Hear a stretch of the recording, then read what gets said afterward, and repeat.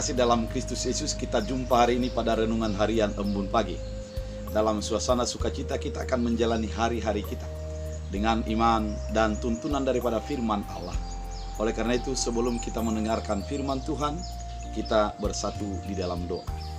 Damai sejahtera Allah yang melampaui segala akal dan pikiran, itulah yang melihara hati dan pikiranmu dalam Kristus Yesus Tuhan. Amin. Saudara terkasih, firman Tuhan untuk kita diambil dari 1 Korintus 2 ayat 5. Dalam bahasa Batak Angkola dikatakan, Ubai pesongoni aso ulang marojahan tuha maloon ni jolma doha porsayan munu, tapi aso marojahan tu kuaso ni debata. Dalam bahasa Indonesia, supaya iman kamu jangan bergantung pada hikmat manusia, tetapi pada kekuatan Allah.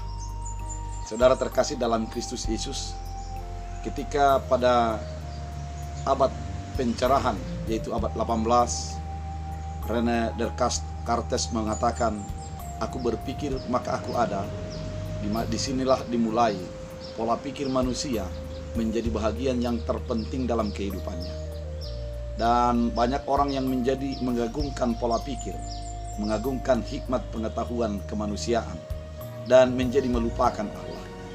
Tidak mengherankan ada berbagai banyak tokoh dunia yang mempertanyakan tentang Allah, dan bahkan mengatakan kalau agama itu adalah sebuah candu, karena dianggap sesuatu yang meninabobokan manusia itu sendiri. Dan kalau kita menghayati bagaimana pengetahuan itu menemukan Allah, pada saat itu kita akan menjadi mengetahui bahwa pengetahuan juga mengalami keterbatasan.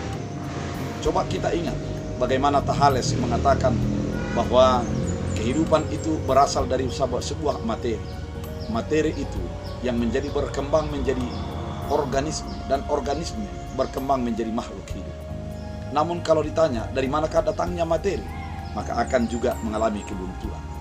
Kalau dikatakan kepada Charles Darwin bahwa teori revolusi yang berasal daripada makhluk kecil yang menjadi berubah menjadi ikan, dan ikan menjadi berubah menjadi kera, kera berubah menjadi manusia. Namun kalau ditanya kepadanya dari mana asal daripada makhluk kecil itu, maka akan muncul juga kebuntuan-kebuntuan. Karena pengetahuan tidak selalu menjawab akan iman. Namun ketika iman dihadapkan dengan pengetahuan, maka orang berhikmat daripada dunia akan menjadi anggap bodoh daripada orang yang memiliki Tuhan. Oleh karena itu, saudara terkasih dalam Kristus Yesus, firman Tuhan kali ini mengingatkan kita bahwa Tuhan harus menjadi lebih besar daripada pengetahuan itu. Tuhan harus lebih besar daripada teori-teori yang terjadi. Karena memang ketika Tuhan dirumuskan, maka rumus itulah yang menjadi besar daripada Tuhan. Namun ketika Tuhan tidak mampu dirumuskan, pada saat itulah Tuhan itu memang Tuhan yang tidak bisa dibandingkan dengan apapun juga. Oleh karena itu, saudara terkasih dalam Kristus Yesus, firman ini mengatakan, janganlah berhikmat, imanmu jangan bergantung pada hikmat manusia. Iman kita jangan bergantung kepada hikmat manusia, tapi iman kita didasar manusia. Karena pengetahuan manusia itu terbatas. Namun iman itu harus didasarkan kepada Kristus Yesus. Karena iman adalah bukti daripada sesuatu yang belum kita lihat, dan dasar daripada sesuatu yang belum kita ketahui. Ketika kita beriman, maka di sanalah akan muncul sebuah pengharapan kepada sesuatu yang belum kita ketahui dan belum kita lihat. Ada sebuah keyakinan bagi kehidupan kita. Ketika kita menjalaninya, ada Tuhan yang melebihi daripada pengetahuan kita.